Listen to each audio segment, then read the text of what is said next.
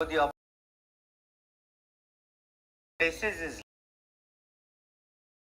right heel on the left thigh.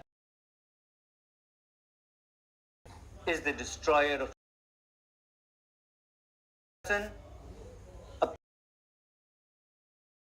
one heel below the mool kand and the other heel over the mool kand.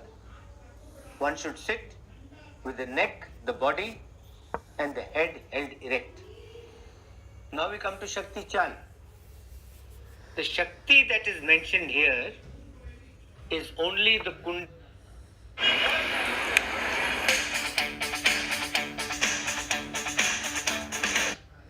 अगर ऐसा है तो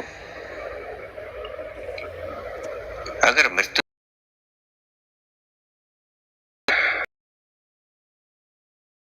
होता है, लाखों बिच्छुओं के डसने जितना दर्द होता है, पहले मृत्यु में प्रवेश तो करो। लेकिन हम इतने के इन शास्त्रज्ञों ने या शास्त्रों ने, महामूर्खों ने, जिनको हम जो जानते कुछ नहीं, जिन्होंने भी माना ही माना है सदा, कोई शास्त्र पढ़ लिया, किसी गुरु से पूछ लिया, किसी गुरु से सीख लिया और तुमको आगे अब नहीं होता है।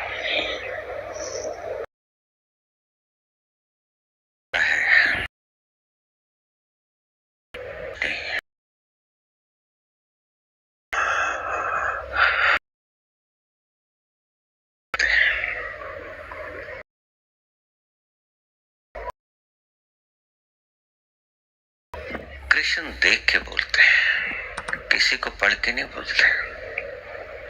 और जो भी देख के बोलेगा वो यही शब्द कहेगा, और जो पढ़ के बोलेगा कि मरते वक्त होता है, तो चलो फिर हम प्रयोग ही कर लें। साइंटिफिक बुद्धि का इस्तेमाल करना सबसे बढ़िया ढंग है। किसी भी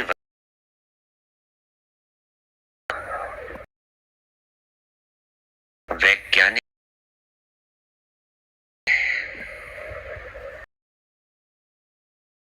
साइंस ने इतनी तरक्की,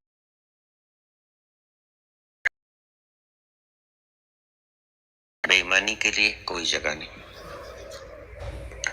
शास्त्र में बेईमानी के लिए सारी जगह ही जगह है, जहां चाहो बेईमानी कर लो।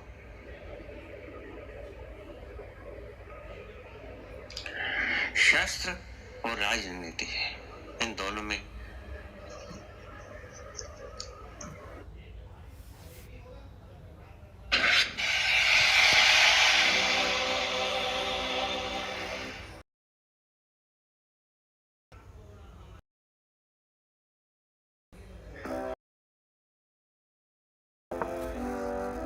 For the past few years, Ricky Gervais, Stephen Merchant, and Carl Pilkington have been meeting regularly for a series of pointless conversations. This is one of them. Testing. Is that all right? Hello and welcome to the Ricky Gervais Show with me, Ricky Gervais, Stephen Merchant. Hello. And the little round-headed buffoon that is Carl Pilkington. All right.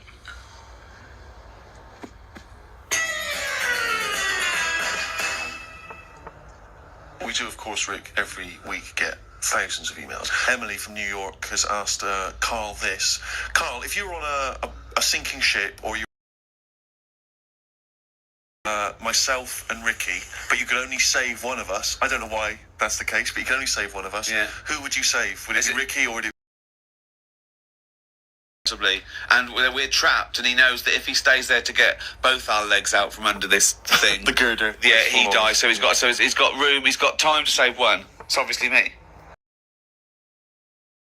To say, innit, at this point. What? Because Steve's in the room, you mean? Well, no, just because we don't know what the situation is. Okay, well, So you're going to have to rescue one of us, drag us into the dinghy. It's going under. Okay, this ship's going to go under and drag you down, and you're going to die. You've got enough time to untangle. Legs do you untangle? Now, just because my legs are long... Same amount of time, just have to make a choice. A terrible choice that Steve would not, hate you for. Only 30 seconds, Well, forget him.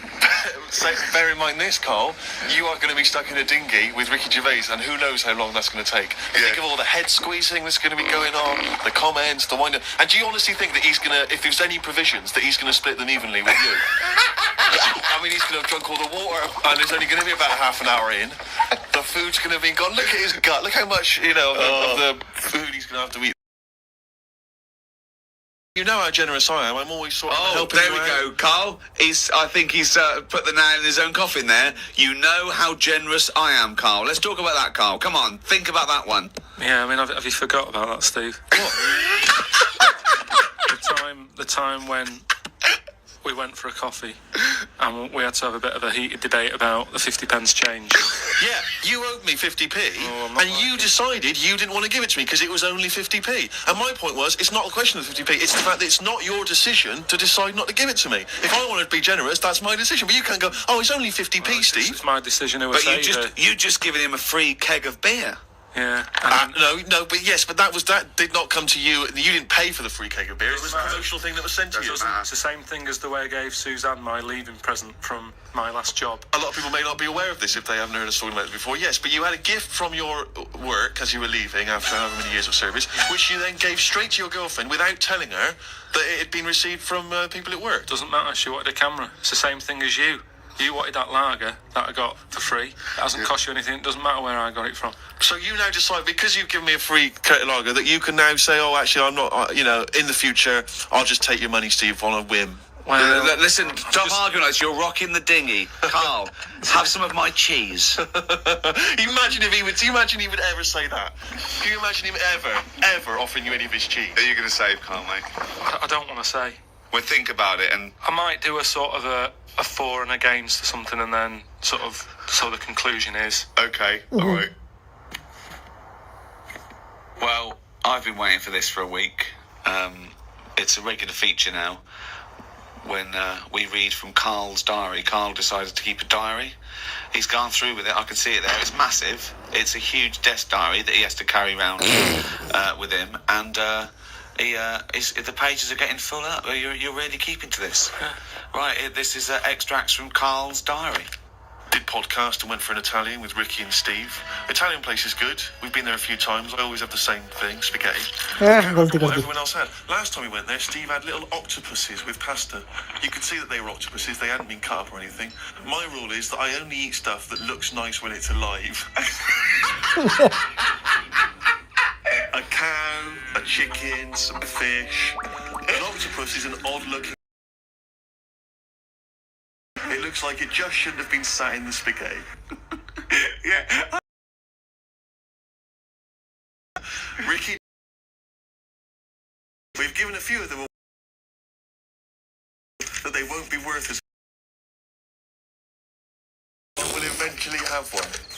Like those pictures of a boy crying that caused houses to burn down in the 1980s. What does that mean? What are you talking about? it's just some kid. My auntie Nora had one, and it was just like a kid with like a blue jumper on, and it's like a painting, not a photo. Yeah, exactly, yeah. And he's just crying. Like a chocolate box. It's really awful, sort of sugary. And what happened is they found out that a load of houses were being set on fire or burst into flames, whatever.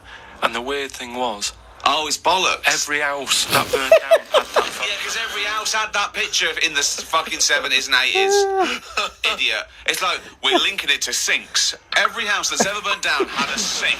You're talking shit again. Carry on. Wednesday. Saw a homeless bloke. I'm surprised that no companies have thought about sponsoring the homeless. Something like a clothing company. Give them some clothes that have an advert on the back. Everyone's a winner. Good idea. Not bad, is it? Got on the tube to Camden. Read in a free newspaper that hedgehogs could be gone by 2025. I think I've seen more dead hedgehogs than alive ones anyway, so I don't think I'll miss them. Went round to Ricky's house and had a game of pool. It should have been nice and relaxing, but Jane gave me some cake, and Ricky said I can't play pool if my hands are all sticky from cake. It was the sugar. And it wasn't that either. After he'd finished it, they weren't just sticky. He was licking his fingers, sucking his fingers off, and then was going to pick up ball cues and touch things. And I was thinking, go and wash your hands after licking your hands. You're not a cat. This turned into an argument when I said I didn't want to wash my hands. Why didn't he? He goes for a piss all the time without washing his hands, and then squeezes my head. I know I prefer to have lemon cake crumbs on my head than knob juice. I was going to do a crossword, but I'm tired and have learned enough today. What have you learned? Well, stuff about hedgehogs and that. Oh, God. I was on my way to my mates and I got on a train. Got close to a station but realised I needed a wee. Was about to go in a cubicle when a blind man with a dog who was bumbling his way through the walkway came around. I said, "Are you after the toilet?" He said, "Yeah." I said, "It's on your right." I shouldn't have let him go first, as he took ages and it would be my stop soon. The dog waited outside the cubicle. I was going to stroke it, but then I remembered someone telling me that you shouldn't. Why not? Because something to do with the owner should be the only one who sort of deals with that dog, and you shouldn't. Well, you shouldn't stroke it because you'll cover it in fucking lemon cake. No, but just because, you know, if you stroke it and that, it might like me and want to go off with me, and he'll come out and be lost and stuff. Yeah. A few people have sent this in, including Paul, the party animal Parker. For some reason, we've just assumed he's in school. I don't think there's any actual proof of that. But I reckon he left in June, and he's doing sort of bits and pieces, but he's still a party animal. do you think he can hold down a job? Is he just partying so hard that He can hold down a job. He often arrives late. Sure. And the boss, who's in an overall, go, Come on. "Parker, you're late again." He goes, "Yeah," and talks to the hand. Yeah. I think that he's the sort of guy that he'll just happily say, "Listen, I survive on 4 hours sleep. Yeah. Sometimes I go to work, I've never slept at all." But I think he comes in with his headphones blaring, right, on a skateboard, and the bloke goes up to him, the old bloke, right, the old fuddy-duddy bloke, goes, You stupid idiot, you can't... He goes, "Chill out, man," and in 2 minutes, he's got him dancing. Oh, I know what he's like. Yeah, he is just like, you just can't resist it, because he's just a fun guy. Yeah. Anyway, Paul and a few other people have sent in this piece of information they've discovered from one of the more respected news networks. The headline is this: female kidney turns lumberjack onto housework. Right. Now, a Croatian lumberjack apparently has claimed that he started enjoying housework and knitting after he was given a female kidney. He claims he's going to sue his local health authority because he says he's become a laughingstock. He used to enjoy heavy drinking sessions and things. The kidney transplant saved his life, but they never warned me about the side effects. I've developed a strange passion for female jobs, like ironing, sewing, washing dishes, sorting clothes in wardrobes, and even knitting. Well, if he likes it, what's the problem? It's nonsense. It's nonsense. Hold on, though. What makes me laugh is he's become a laughingstock. So what do you do when you become a laughingstock? Tell the newspapers. Well, yeah. Tell the newspapers about it, because then that'd keep it completely under wraps. Then. But it's the sort of medical nonsense that Carl would normally come out with. Absolutely. You take on the personality of the person who gave you their blood. Exactly. It's like those old sort of horror stories, you get given a murderer's hand. Yeah. You go around killing. But there can be certain medical things that would change the way. Say, like how they can do face transplants now. Yeah. Right? I mean, I don't... Transplants work because do you get a choice of who you have? If you have something done to your face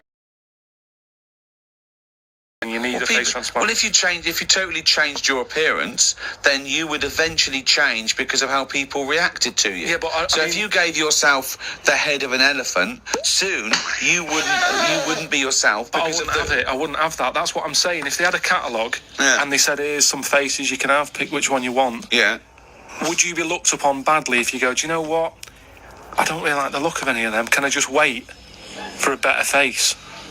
Or at this moment in time, have you just got to take what's on offer? Carl, there's no one looking through catalogues at faces they might be able to have. No, they do now because of the face transplant thing. But who are these people putting their face up for? They wait till someone... Yeah, I know, but at some point... Well, I tell you what, I would not have a face transplant if I haven't seen the face before I'm going to have it. You had to... I want to see what I'm having. Because I could end up with anything. You mentioned elephant's head. What do you know what I mean? Whose head are they going to use? Is it the latest thing that's died? Oh, well, this got run over before. Yeah, I'll stick this on your head. Where did this come from? Where From was his it? mind. Where his face is queuing up to be popped on a skull? Where do you think they have got time to put all these... Maybe this is why it won't catch on. This is extraordinary. You've created in your own head the existence of this pamphlet, and now you're defending it, even though we don't know it even exists. And you're this skull on a hospital bed going, I'm not having that. I don't like the look of him. He looks a bit shifty. I don't like that. Oh, no. Can I ask this now? Let's say we passed away sadly in something terribly tragic. The nation's mourned. You know, it's terrible. It's like one of the great national disasters. But you, at the same time, you survived the accident, okay, but your face is hideously disfigured. You can take either Ricky's face or mine to have. I'm surprised you're asking this, though, Steve. I mean, it's just, it doesn't seem like any of them is like a great option. Oh, thanks. And this is what I'm saying about the catalogue. If those two were on offer, I might go, do you know what? Pop in again tomorrow. Bring in another booklet. What? This is from Anne-Marie. She says that she loves the podcast. She listens with her 7-month-old baby. That cannot be a good idea. And she says this to you, Carl. If you had children, what is the most important lesson you'd want to teach them? I mean, in a way, if you sort of look after a kid too much, it doesn't learn that much. But if you let it learn by its mistakes, it'll probably grow up all right. But there are some mistakes you can't afford it to make to learn from. Yeah, driving a car the wrong way down a motorway. Testing if the fire really is hot. No, but say like the time... Does broken glass really taste horrible? These are lessons you don't want it to learn. But what I mean is there's certain things that... I just think there was a kid who grew up in our avenue, right, on the estate, who, when it was born, right, we kind of thought it's got no chance, this kid, because its mum was a bit of a rumman. You know, a rumman? Where's that? No, just like, you know, she liked going out and having a fag and like having a drink, and she's never at home. It's the one who had the horse in the house. Sure. Which I don't want to go over. But It's old news. It's out there, isn't it, if you want to find out about the horse in the house.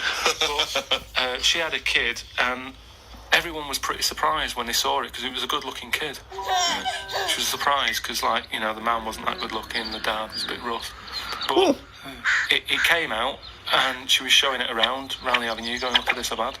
And she was chuffed with it, because it's probably like one of the newest things she's ever had, because everything else was always sort of second down and what have you. But suddenly she's got this brand new little baby, right? Anyway, as it grew up, right, those looks went. Right. And I'm not talking getting old, I'm talking by the age of about 3.